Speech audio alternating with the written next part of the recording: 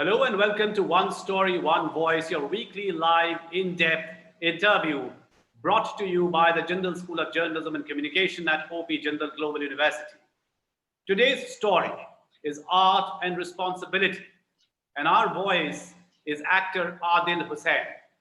Now, most of you watching this live stream may know him through his films and his highly acclaimed films. But my favorite is Mukti Bhavan or Hotel Salvation, which went on to win over 25 international awards and a national award to Adil.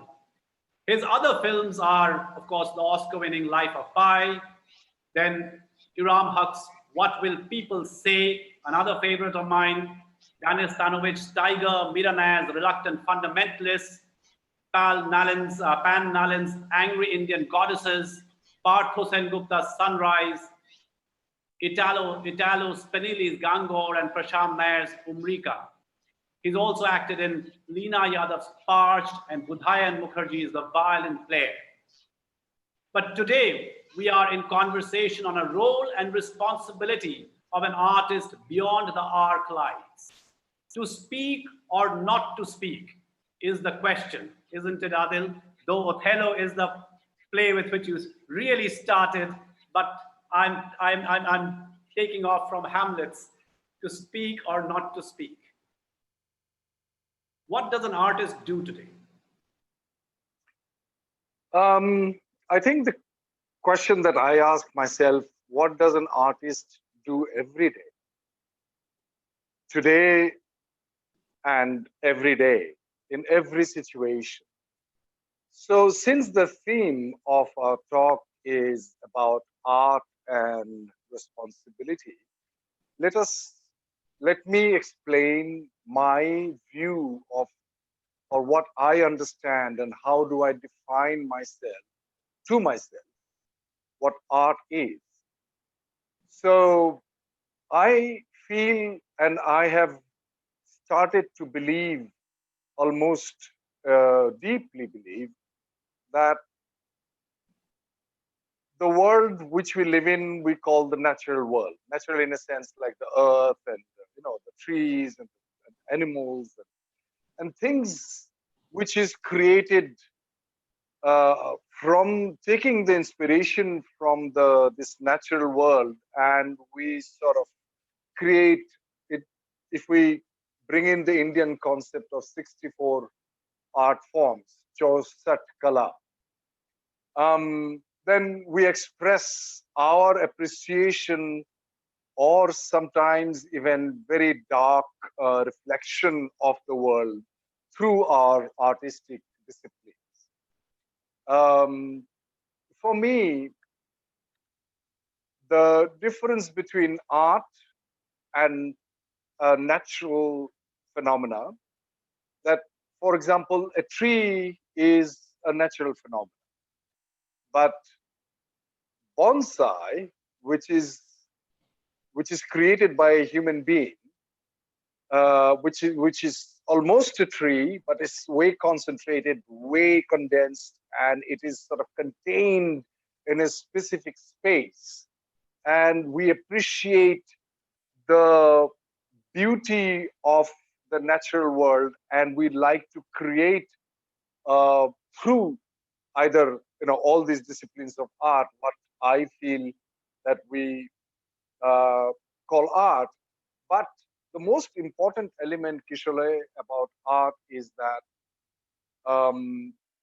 when a human being is born, we are called human beings. I mean, I haven't called you haven't called me a cat or a dog or even animals, but we are called a human being. And since we have great examples of the great values of human beings practiced by amazing human beings on the planet Earth, and those who practices the darker aspects of human beings, which we have seen from the age immemorial, recent phenomena, if I call it recent in a sense, like the World War I to the massacres and the wars, and the killing and the cruelty and the brutality of political regimes and dictators across the globe throughout the history of humanity. So are we supposed to be inspired by those things, or are we supposed to be inspired by people like those who are fine, those who practice finer aspects of humanity: compassion, love, respect, empathy, integrity? So for me, when an art is intended from the space of sort of extracting, or at least inspiring inspiration from other people, or which will inspire other people to go towards the evolutionary ladder and climb the ladder from the lower movements, as Sri Aurobindo calls it very beautifully, from the lower movements of humanity towards the higher and finer aspects of humanity. So, according to me, art is only art from my perspective when the art gives a glimpse, at least, if not the whole thing, at least certain glimpses of human beings, what human could become, or what human could be, what a situation could be, what a country or a nation could be, what the world could be, taking inspirations and examples from the great human practices that some great people have done in the world. Now comes the fact of responsibility. Now, we in actors world, especially the kind of practice that I have done, we differentiate between reaction and response. Reaction is something which we mostly start with, that we react. But if we pull the thread of reaction, Kishore, then we will become reactionary. So actors are not reactionaries, though quite often a lot of directors, yeah, even acting teachers and actors, they say, "Oh, I'm supposed to react." But reaction arises from a very lesser, a narrow self from within. Now, what do I mean by narrow self? I mean when you are closed, when you are contracted, when you are diminished for hundreds and thousands of reasons.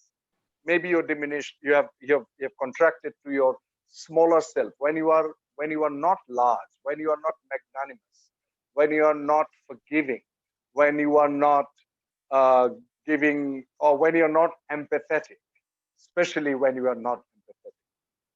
When you are lesser, you are irritated, you are angry, you are outraged, and all that. Then when we act from there, it becomes a reaction towards something, towards stimuli, triggers, which is happening outside of you. But when we are happy, or not even happy, when we are calm, when we are larger than what we, from the narrow self, when we are in an empathetic situation or empathetic state of being, and from if we act from there, if our action means the words and thoughts and my physical action, if we operate from there, then it becomes response. So the ability to respond is, according to me, is responsibility. How able are you to respond? So art and responsibility is, for me, that when you are able to respond from your larger self, and you are creating something, whatever discipline of art that you are in or you practice, then there is a possibility that it would not remain as a painting, it will elevate itself to be called a piece of art. Or if you are making a film, it will not remain just another film, it might elevate, or it could become a piece of art. So that's the primary understanding that I have. Also, many of the people in the audience today perhaps don't know that the 3 very important years in your life which you spent in an ashram in Hampi, where you dealt with one emotion every week, uh, the sense that you conveyed now about art and responsibility, do you think that all that basically germinated during those transformative years that you spent in Hampi? It wasn't an ashram, but well, ashram, what is the definition of an ashram? Ashram is a place where you do your things, very diligently and in a focused manner, whatever you love to do, maybe. That could be defined as an ashram. There in Hampi, I'll come to that later, but what we did there was to a what I have what I had already had some glimpses and practice and learn. I wanted to be there to fortify it, to consolidate those, and make it into my first habit instead of just in this peripheral space, in the periphery of the being. It one has to create a habit, which of course you have to be inspired by something. Like, for example, we all know that you should not act with anger. Don't don't shout, or it doesn't work. But we all know it, but we fall into that all the time. We have angst, and yet we twit. And when we twit, then you are basically you start a chain reaction of reactions. And it is okay to express yourself, but what purpose does it serve finally? That if we keep that the macro picture in mind, then there is a possibility of certain solution that we all need. What we are looking for in the world, you and secretly, most probably all of us, that we need a world where people live in harmony, people live in respecting each other with dignity, with love, with respect, with integrity, whatever you are doing. And don't fall off the rope. It is a tight rope walk. Let me give you a specific example of what is happening, because this show is also about one current story.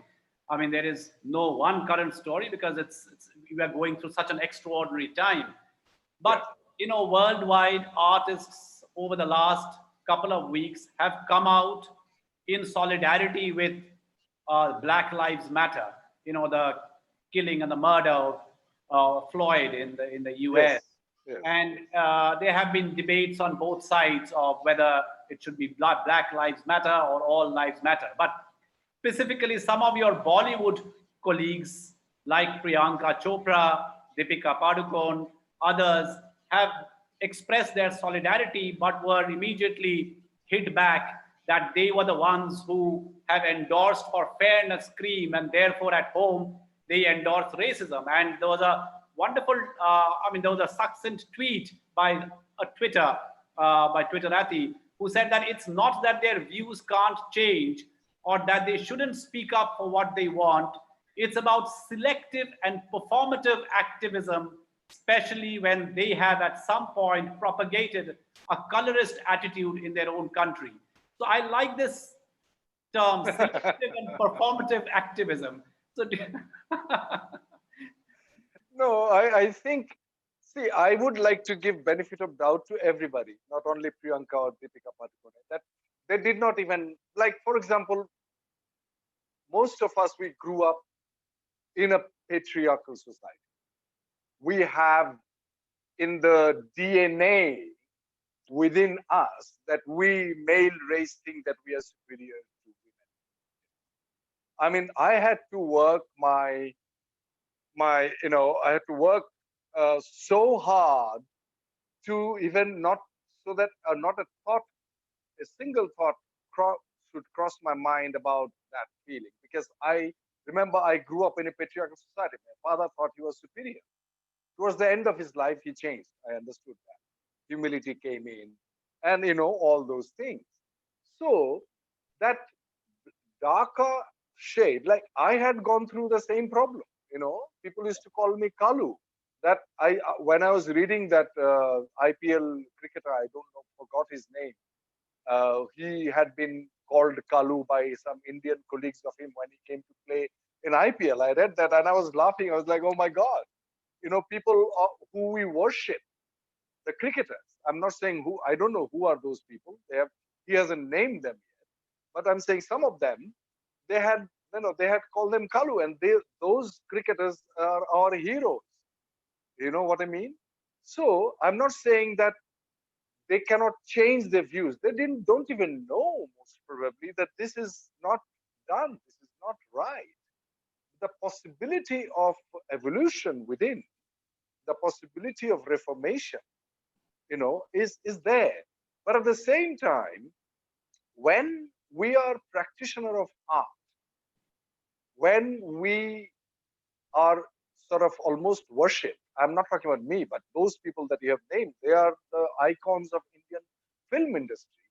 They must take extreme and acute care but before endorsing any product, whatsoever product.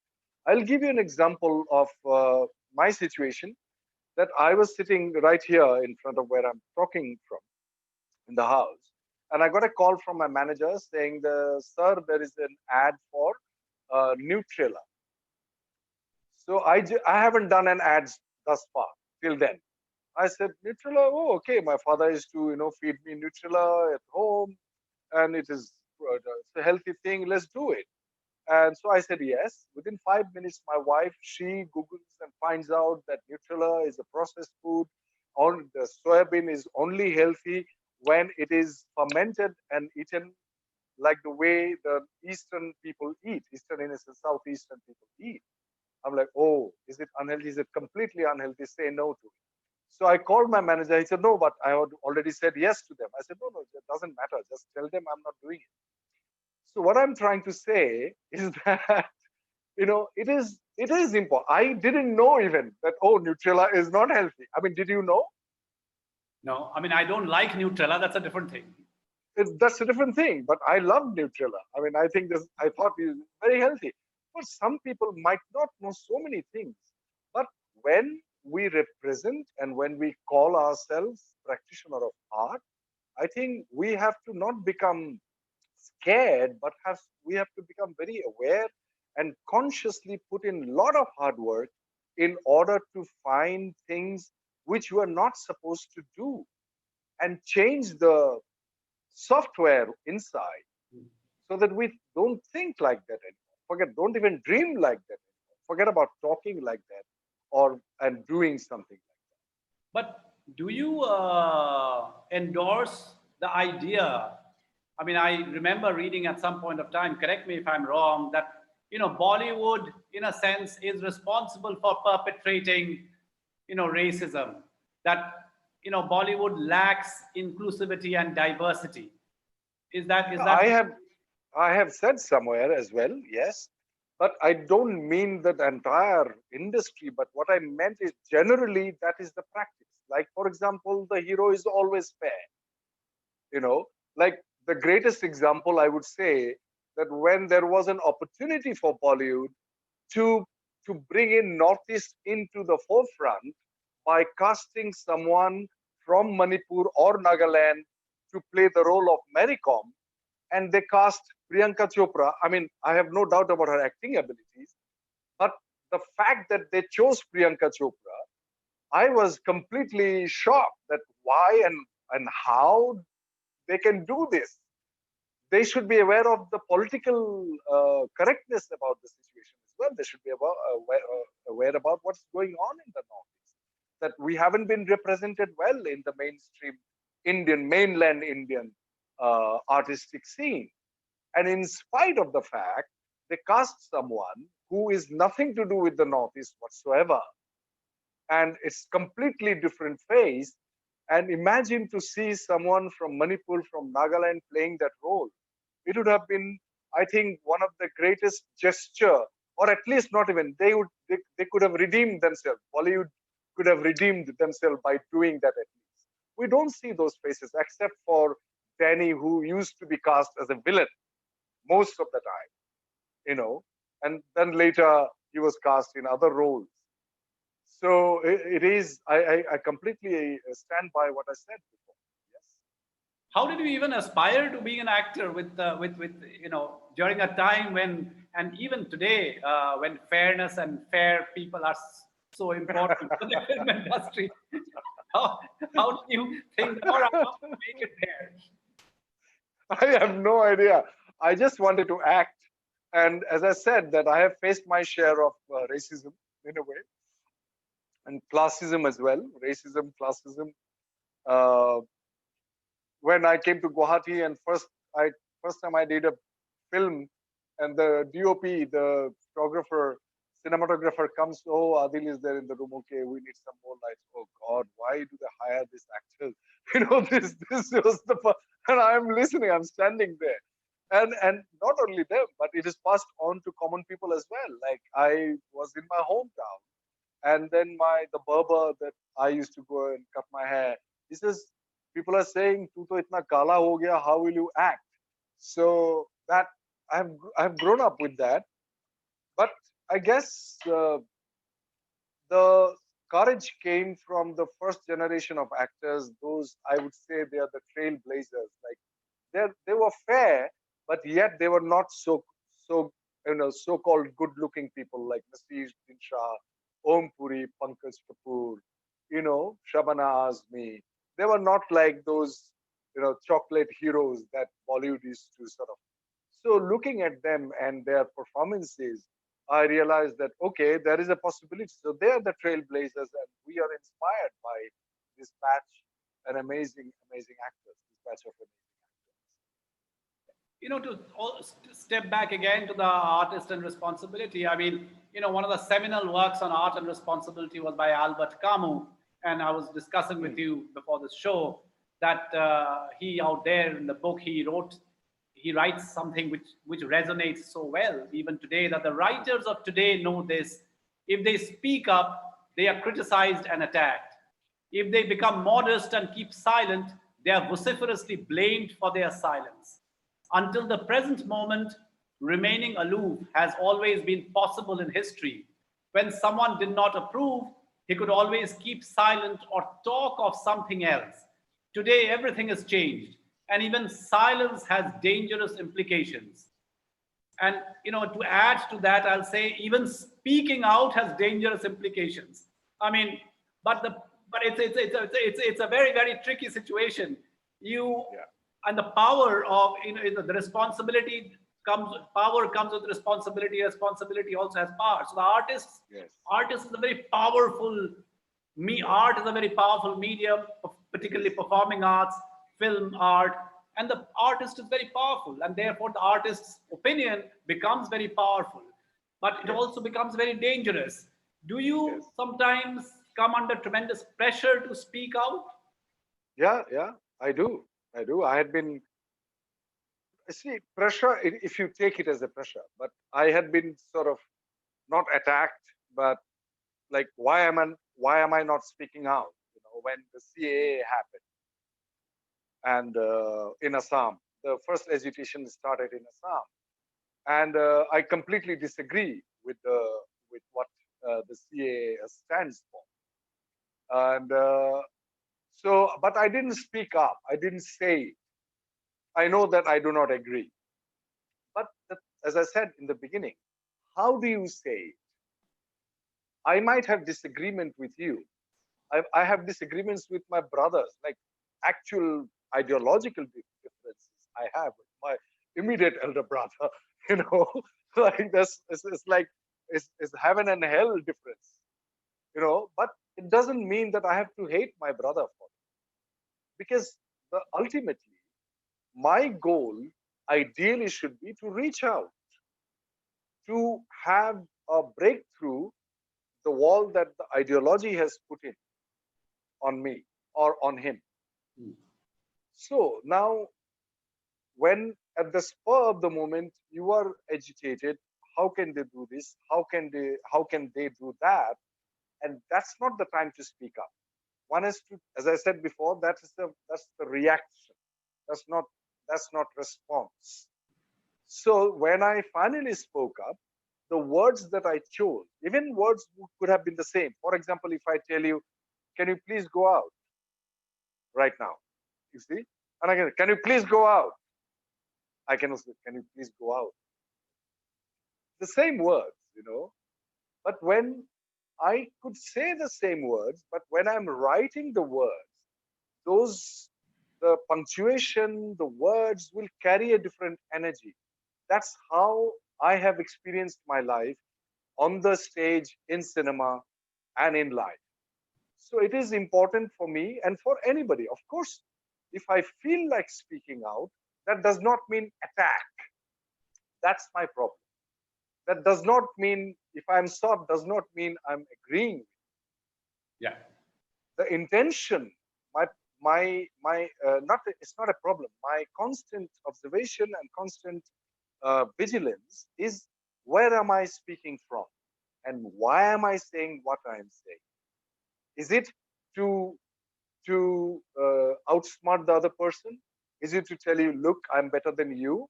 Or is it to mean or to approach that, hey, we have differences, but we can still talk. Otherwise, the world will start fighting with each other and we will die. So, Albert Camus says very interestingly, but at the same time, I don't think he was as evolved as the great rishis and munis and the great masters of India. He wasn't. He was a good intellectual. I would not take him as my what do you call that, as my ideal person at all. He writes well. He has got amazing intellectual understanding of how human beings function and all that. But I will always take maybe Gandhi. I will take Sri Aurobindo. I will take the Sufis as my example, how to behave and how to operate. I will take Kabir, for example, as my point of reference, how to operate in the society and in operate. See, political expression is the one aspect of human expression. Just one. There are, and it when we look at purity of the politics, that it includes everything, what we do, what we feel, what we eat, everything. But when I have to speak about politics, I'm not only speaking about politics, I'm also speaking about humanity. I'm also speaking about society. I'm also speaking about international relationships. I'm also speaking about basic human tendencies. All these things have to be looked into. And then the words, because my intent is to reach out to Kishale and have a dialogue, not with hate. If I put myself in a superior position, oh, you are the liberals and you are the bloody liberals, or you are the bloody right wingers, you are the bloody leftists, and you are blah, blah, blah, and all those labels that anti-national or the Sanghi or whatever you call them. If we sit in a high horse and we think we are better than them, then that's the first mistake that we do. The first mistake is that as soon as I think I'm better than the other person, and we are not, that is a very, very, that vibrates in so evidently, and it shows in the face. and the other person is very sensitive, will immediately feel it. Acha, aap mujhe lecture dene aa rahe hain. I'm blah, blah, blah. It doesn't work. Does the film industry in India or abroad, and because you're familiar with both the worlds, do they actually respond to this kind of thinking, this narrative that you just now presented? I have very few friends. Um, I don't know. I don't really know. I don't think I'll be able to comment. Yes, there are certain people, not necessarily actors, but there are other people that I have a lot of discussions about. And it is also very difficult to stay in that space that I'm talking about. It is very difficult. It slips because the onslaught of everyday life and like especially in a crisis situation is very difficult to stay the course of, I would call it, operating from a larger space within. It is very difficult. But I think I have no choice but to operate from there, because I call myself that I practice art. And I'm not going to settle for less. At this stage, I would like to request the audience. The show is being live streamed on Facebook and on YouTube. So whoever's watching the show, please start typing in your questions, because in about 5 minutes, we will start taking questions from the audience. But before we go to the audience, because I'm sure the audience will have questions relating to your films, and that's why I don't want to discuss that. But I have a pet subject that I discuss with Adil, and something that I look forward to hosting at one point of time. Adil, for several years, has been working on a performance, but performance would make it very constricted in terms of meaning performance of, of a concept between Arjun and Krishna. He has done it with two persons on stage. He has been attempting to do it alone. He says now he has used the lockdown to actually work on that, and maybe soon we will be able to see Adil perform Arjun and Krishna as one on the stage. But tell us a little about this Arjun and Krishna and how you can tie it up with the larger issue that we were talking about today. I think whatever I just said is from there. Like, as we know that Gita is basically the essence of the Mahabharata. Of everything has been brought to one particular chapter. All the questions one human being can most probably ask, which is philosophical in nature. Why, what, when, why, and all that. The 5 W's, the billion-dollar questions that we keep asking ourselves. And since time immemorial, I think all those questions are answered in that one chapter. But our Gita, our play, Karnishta, we're not calling it Gita because it is not, but it is the essence that we perceived as the essence of Gita, is that why we do what we do and where should we do it from. What does the word intent actually mean? That is the fundamental aspect of Karnishta that we are attempting to, first of all, to grasp, so that there is a possibility of the audience to have a glimpse of that experience. If I am not experiencing, then there is no reason the audience would experience. So it is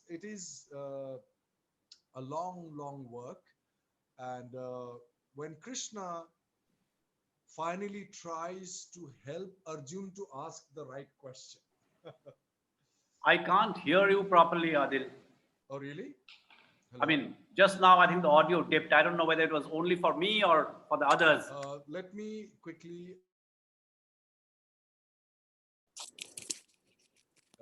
Can you hear me?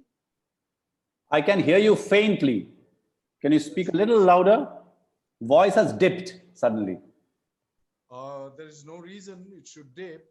Yeah, there is no reason why it should dip. Is it okay? I should speak a little louder? Yeah, just speak a little louder because I Okay. put on the headphones, but I'm talking about the audience. They're saying that it's very low. Oh, okay. So, all right. I'll try my best to be loud. Is this volume okay now, Kishalai? It's Okay, so let me get out of the Bluetooth and let me just use the thing of the. Yeah. One Yeah. second.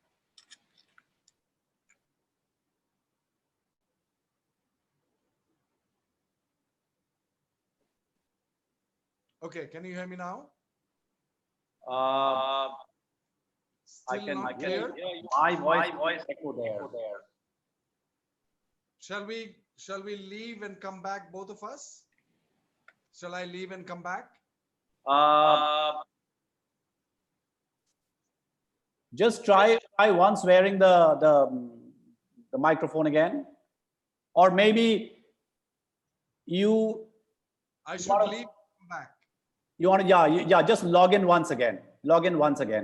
I will probably just speak to the audience.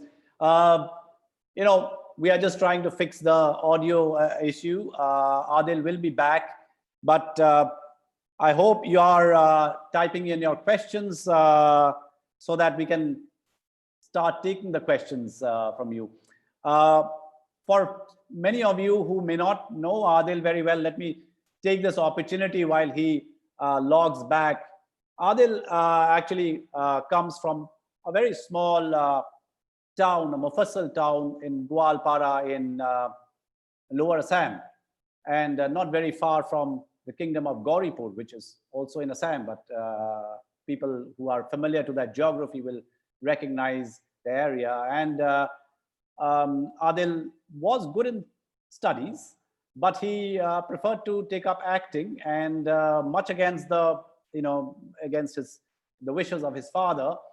And he came to Guwahati, and he used to be part of a very, very popular stand-up comedy. I mean, stand-up comedy, which is the in thing today, is not a recent phenomenon. Stand-up comedy has always been there. And Adil was part of a group called the Bhaya Mama group. And he had come off to NSD to study theater. And during one of the performances, actually after post performances, when that group was returning home, the entire group met with an accident and died. But Adil was not part then. So that was the first journey of Adil into the world of acting. At that time, he idolized Amitabh Bachchan. He wanted to be Bachchan Saab. At some point, we may ask what is his opinion now that Bachchan Saab has become very controversial, because he very selectively opens his mouth. And now I think, yeah. Oh, now your voice is gone. Okay. Is this better? Good. Yeah. Okay. So now, yeah, we are back. Yeah. So you were telling us about the Arjun Krishna and the intent. Yeah. So I think that that's precisely what I have to find a way to experience what Krishna has experienced, at least tiny bit of it, so that when he explains to Arjuna that I understand the emotional reactions you are having, seeing your Bhishma Pitamaha and all your brothers and cousin brothers on the other side that you have to kill. But if you operate from a space within, you don't have to hate when you kill, even if you have to kill. So we are not in that space.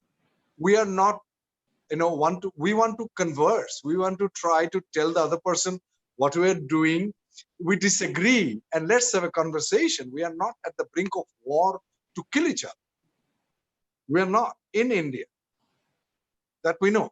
So the point is that if I have to have a dialogue, if Mr. Bachchan doesn't want to talk, and if we think that he is not talking because he is worried, that is also, then we must have a way to be empathetic towards him and yet question him, if you want to question. That why aren't you speaking? But if you do speak, then what he says, you have to take it that this is what he says. Or when he keeps silent, as Albert Camus says, it also is a statement that he is silent. And it is, I think, not necessarily a very, very wise idea to imagine that he is silent because whatever we think he is silent for. That is underestimating a person. So as soon as we underestimate a person or judge a person, we are already putting ourselves in a high horse than the person. It's a very difficult tightrope walk, Kishore. That's what I'm trying to learn from Karmnishta and Arjuna and Krishna.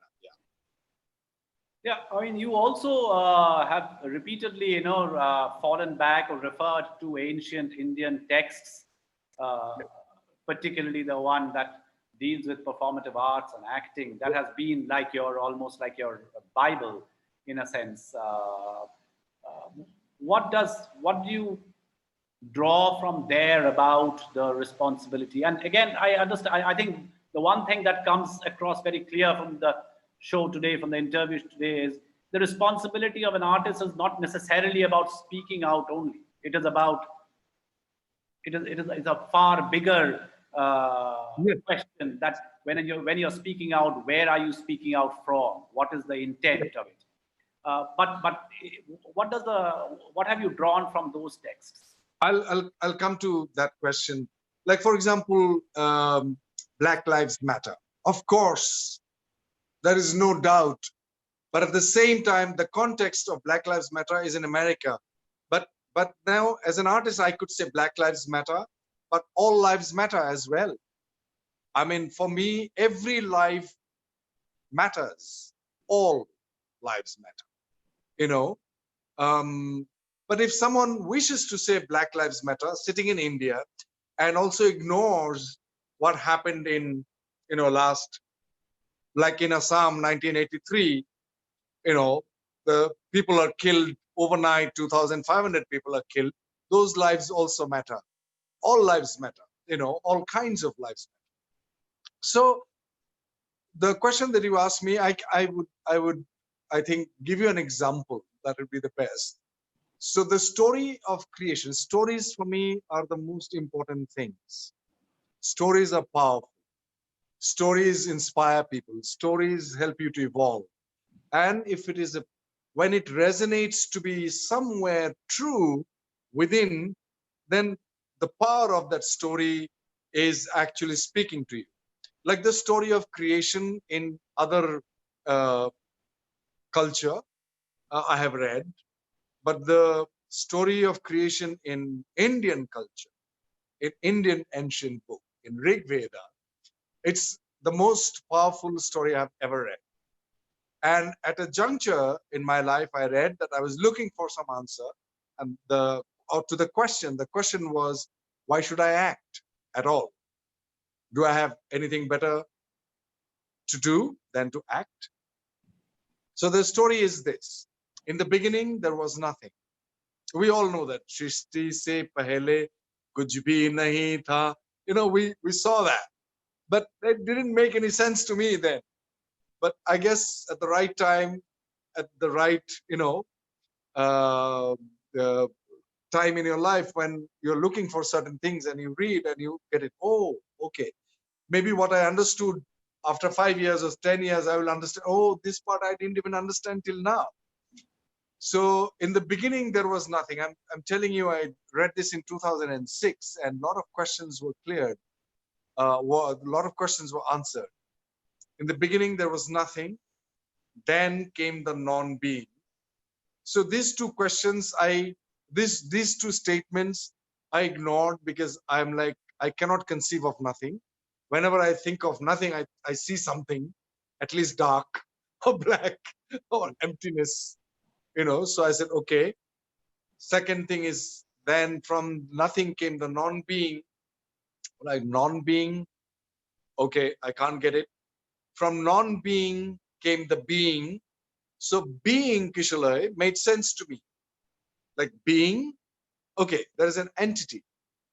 So from the being is the most important part of the story, is the being was lonely and bored.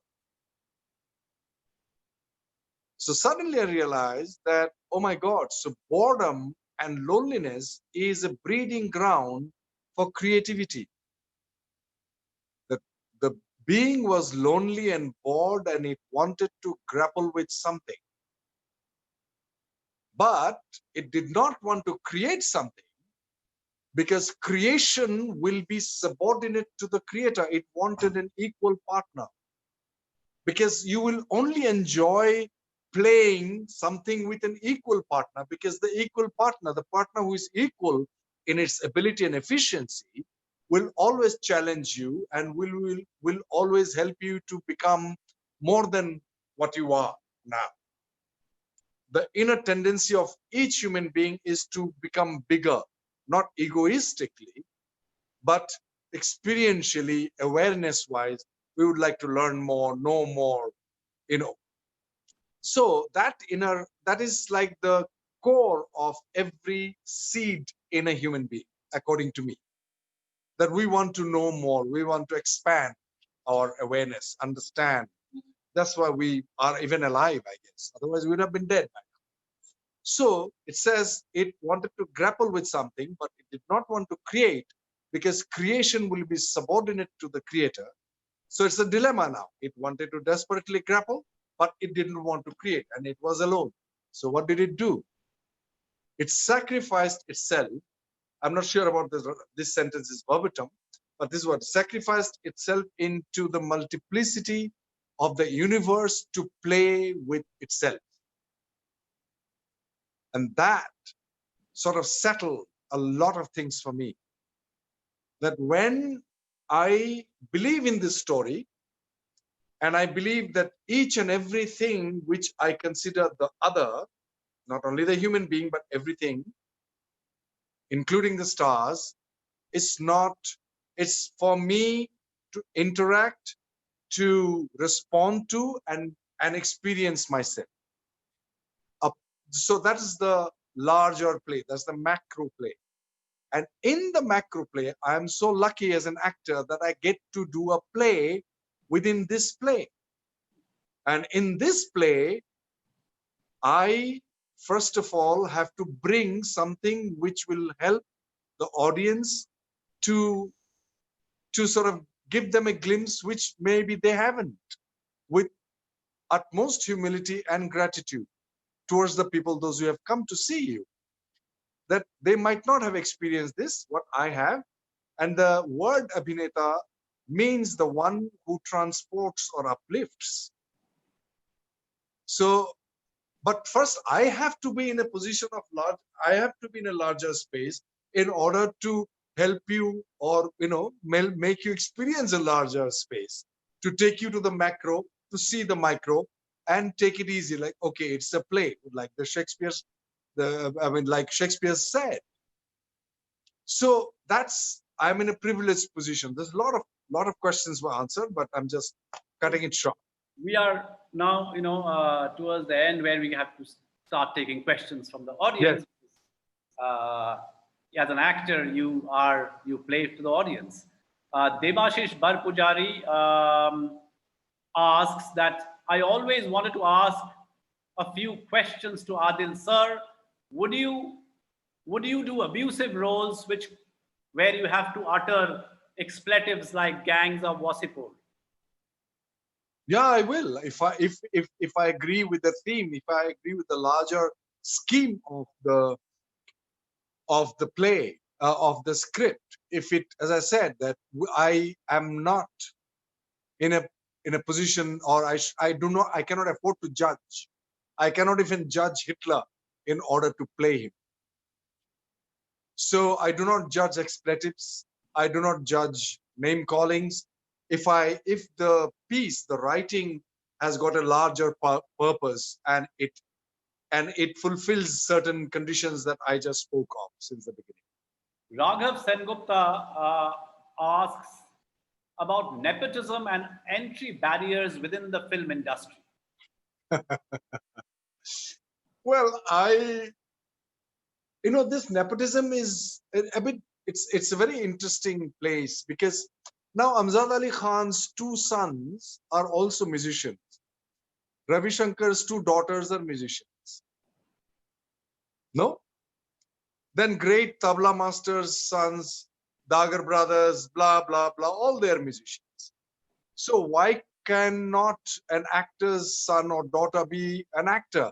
What would be nepotism is that the father or the mother, if she or he goes out of the way and forces in a sense, by requesting or by giving whatever to promote their offspring where they don't merit it, that's the area that I think would be nepotism. Otherwise, they have grown up in a household where they have seen actors, they have seen directors, and they have heard, and the directors have seen them, they met them, and they know, okay, this guy can do this role. So you cannot say everything about all the sons and daughters of stars are act of nepotism. I don't believe in that. Now, I came from Assam, and I'm working in films.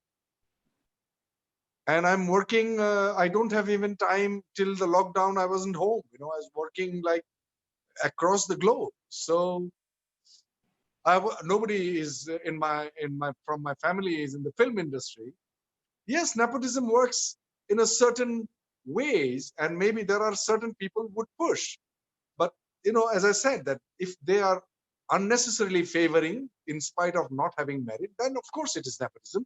And that happens everywhere, not only in film industry.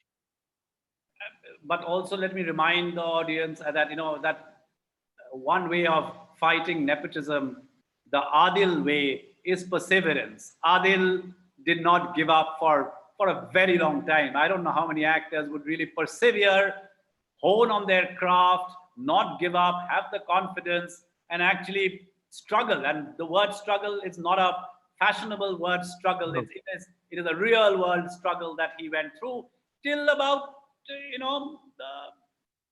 what, late 90s, early 2000. That is when Adil really broke into the film industry. So, I mean, that's one way of, one way. But Kishore, to break into the film industry wasn't my goal after I graduated from NSD. Yeah, that's true as well. That's what I'm saying. So you continued acting. I mean, So one of my colleagues and friend Sabah Nagvi asks this question: you appear to be an actor philosopher. So can I ask a really dumb question? What was Sri Devi like, and does an actor make a real human connection to a colleague like her? what is the last sentence? What was Sri Devi like? And And does an actor make a real human connection with a colleague like her? I mean, could you make a human connection, I suppose? yes, we made the human connection on the set, but not in her everyday life. No, because I was 3 films old and she was almost 300 films old when I met her. And but the most important aspect, or most, I think that is, I would say, is the most important element for an actor to have, is that she is so constantly aware and listening. So she does not lose herself when she is not acting, like thinking somewhere and go somewhere. She's there. Her presence in the moment, whether she is in front of the camera or away from the camera in the set, that makes her the most beautiful actor. When I say beautiful, I mean, because I consider those people beautiful who are here and now, who are vulnerable, who are transparent, and who is allowing to have access to their inner workings. So yes, human connection is the key element to have a good scene done. So yes, that way, yes. But outside of the set, I have very rarely met her. I met her once or twice in a small gathering in a friend's house. But later I came to know from our Balki that she said something very beautiful about me. I can't even say, because it's too flattering, and so I'll leave it that way. Narinder Kumar asks, how does the role model in real life behave in real life? I'm not sure I got the question, but maybe what. So if someone is playing a perfect role in real life in a movie, how do you expect that person to behave in real life? I think the best case scenario is of the person who played Krishna in Mahabharata, remember? And in real life, then I think he was stuck in real life. I don't know, I've never spoken to him, but he was almost forced to be the spiritual good man.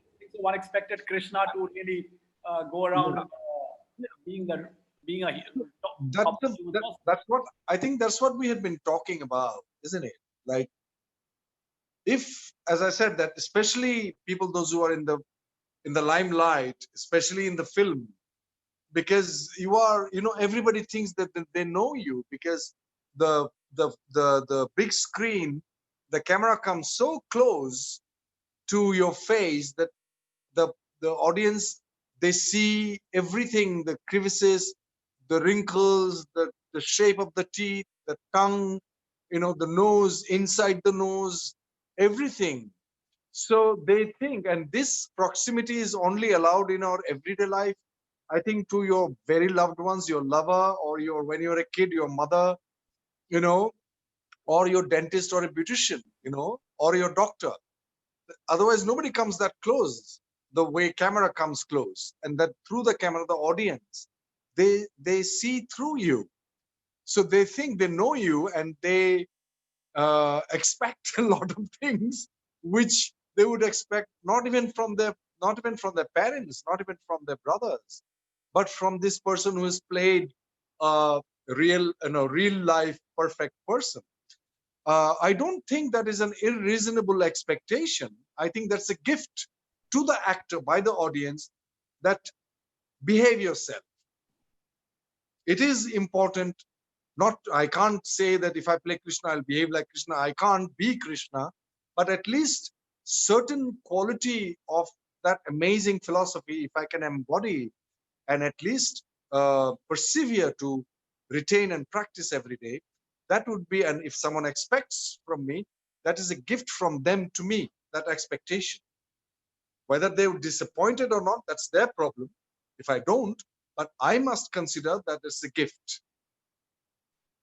You know, we must also pause today because of the news, the unfortunate news of the demise of Sushant Singh Rajput, one of your fellow colleagues. Adit Malhotra was asking about Sushant Singh and Dilawar Khan too.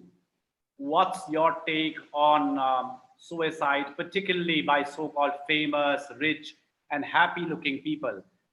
You know, mental health is now, much more talked about than the time we were growing up, Adil. But is mental health a, a conversation piece inside the film industry or inside the artistic world? Well, I have never met Sushant, but when I heard the news today, much later in the day, because my phone was switched off and I was busy doing my household chores. And I saw one of his films. I forgot which one, Haridwar something, I forgot the name, with Sara Ali Khan. And I somehow felt that, hey, this man has got something which there is a sense of goodness in him, with his demeanor, with his face. There was a positive energy which I felt, but I never thought of him again. Like, okay, Sushant, so I have no affinity. Thus, I saw one film. I've never met him in my life. I don't know anybody who has met him. I live in New Delhi, so I have no connection with him apart from that film. Or sometimes, occasionally, I see in the newspaper front page, or Delhi Times, or all those things. So when I heard, but still I was like, what? How did that happen?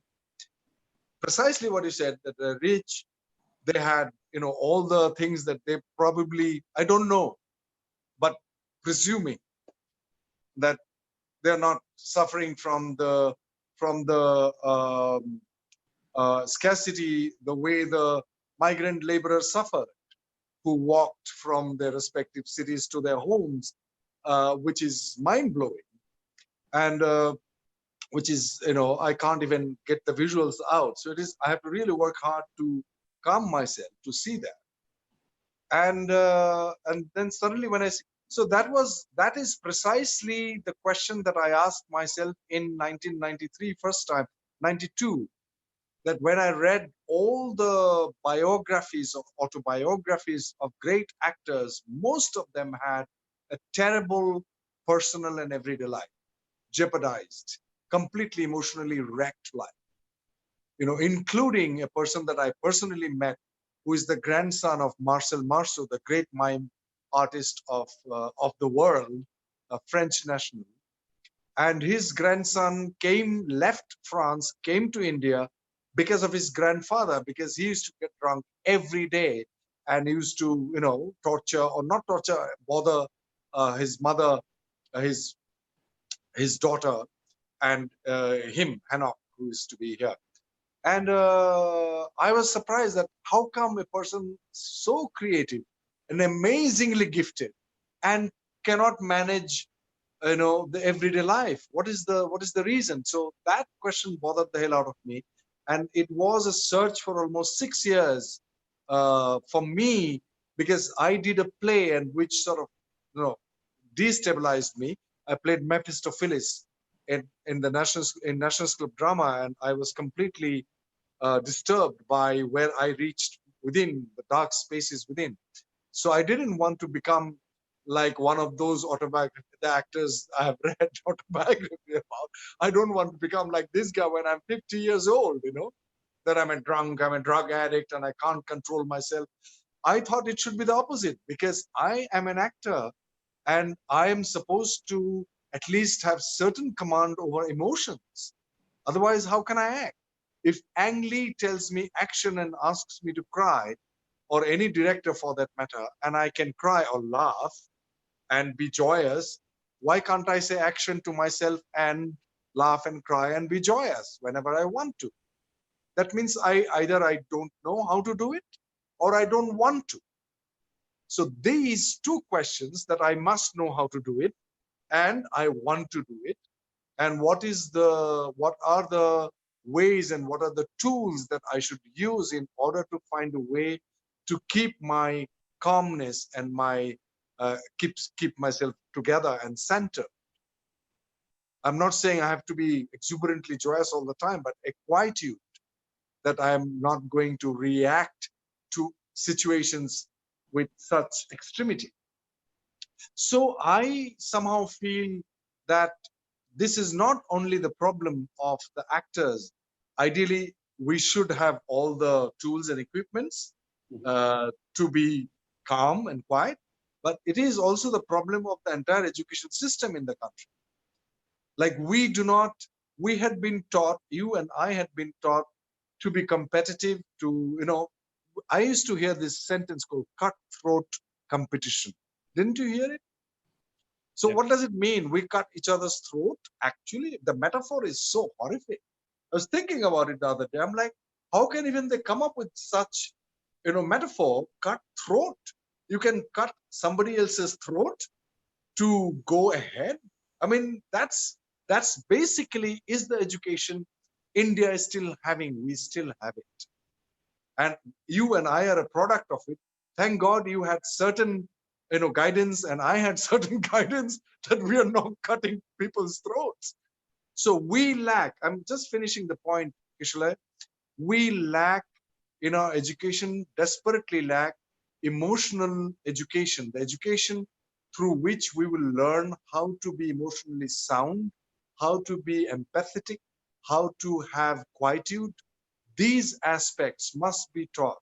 We had been made to learn something which is becoming invalid in the face of this crisis now. I mean, you had the privilege of acting two of the biggest roles, I suppose, of two of the greatest dramatists, Othello by Shakespeare and Mephistopheles, I suppose, Dr. Faustus Marlowe. So, but there's a good question from your NSD experience. Simon Benjamin asks, "What did you enjoy the most while teaching theatre at NSD?"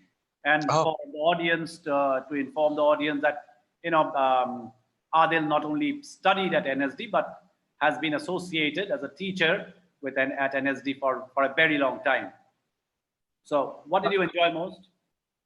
two things are coming to my mind right away. One is that when I facilitate another person, a young actor or an old actor, to experience something which cannot be explained or taught or written about. It can be written about, but it will be totally an intellectual idea and concept. It won't be an experiential understanding.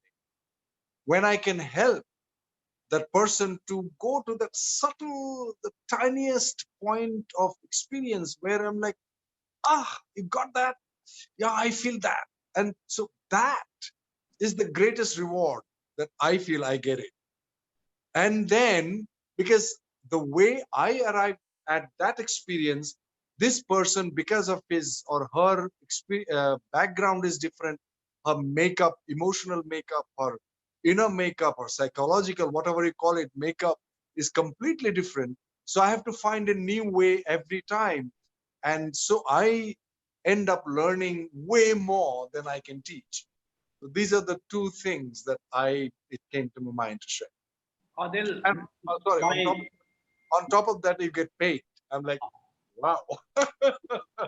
Adil, my vice chancellor, Professor Raj Kumar, and you must meet him someday because he is he's a fascinating, man with a tremendous zeal to do things against every odd.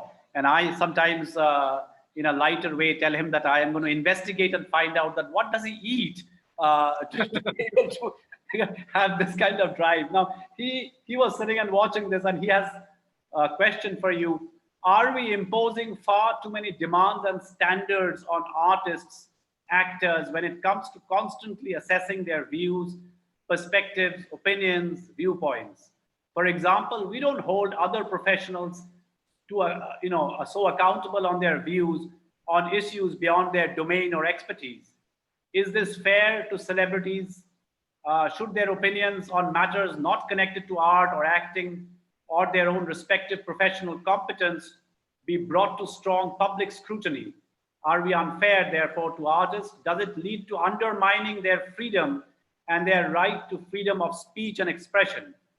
Professor Raj Kumar is by profession, of course, he's vice chancellor, but otherwise by training, he's a law professional. Who Hello, so nice to hear from you. A question which I think it is a matter of the first thing which came to my mind was that there is a lovely Tagore said something very beautiful. আমি জেনে শুনে করেছি, আমি জেনে শুনে বিষ করেছি পান. Knowingly, I have swallowed the poison. Nobody asked me to be an actor, and I chose. And then what the consequences of being a film actor? Theater actors, they're not so visible. They're like few hundred people will watch them, and nobody is going to ask theater actors, at least publicly, what is your opinion about whatever.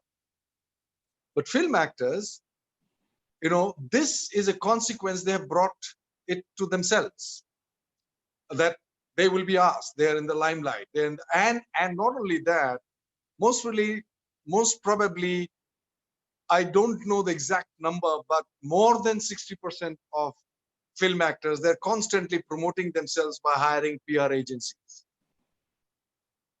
You see, only if you would have seen their films, okay. But they're constantly in the news, they're in the ads, they're this, and that is a huge machinery that they pay in order to get the publicity that they think they need for whatever reasons. There are reasons that we can go into, but then one has to also pay a certain price to be in the limelight. That's why precisely I say, and I say that it is important to be so careful, so aware, and you read and you understand world politics, you understand where you stand, you dig within to find out what is it that you really care for, what is it that one could give their life for it. Why do you choose a subject of a film? What is the intent behind doing a film? And if the intent is money, I'm not saying it's bad at all, but then do not blame when the consequences come. So it is important. Is it unfair? To the question Mr. VP has asked me, is it unfair? Well, I don't know. It could be fair that, well, you are all the time on my face. Now I ask you a question. Tell me, what do you think of the current Indian situation in terms of its politics, in terms of its migrant laborers walking on the streets? Why wouldn't you tell me? But you come and tell me to buy these things. You are selling me this product. Now I'm asking you a question. Could be, I can argue like that. It is fair. Maybe unfair that should they ask, should they be only asked questions which is related to film and art? Then we think they're dumb people.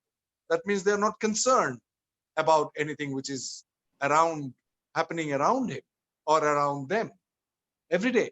So that is the reason I think this crisis should be a period where we must reflect of each other's role. What role do I play in the house, in the neighborhood, and in the town, in the city, in as a citizen, as an actor? Not only that I play a role written by a writer given circumstances, but also as a person who is visible all the time. What role should I play? That's a very, very important question. I think all, not only actors, but all of us must ask ourselves. And it's a good time to ask. But thank you so much for asking the question. I hope to meet you one day. Yes, and there is we'll take the last question, which actually would be almost a summing up of the show. Mayuri Dutt asks the question, good evening, kindly request him to deliver a take-home message to deal with the present scenario.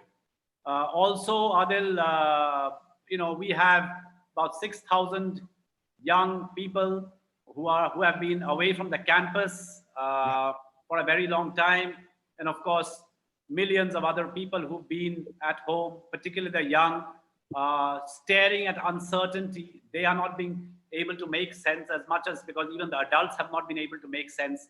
So, if you can respond to Mayuri's take-home message of how to deal with the present scenario.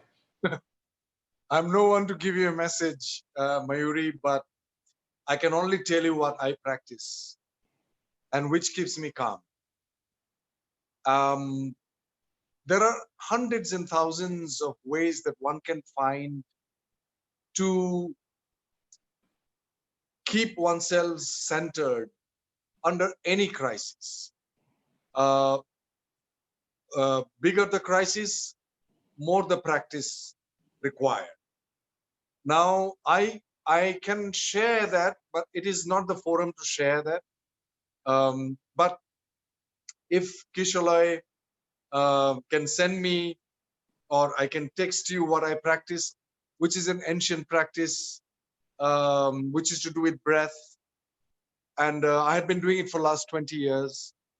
And most probably that I'm sitting here and talking to Kishalai because of the practice that I'm literally physically alive.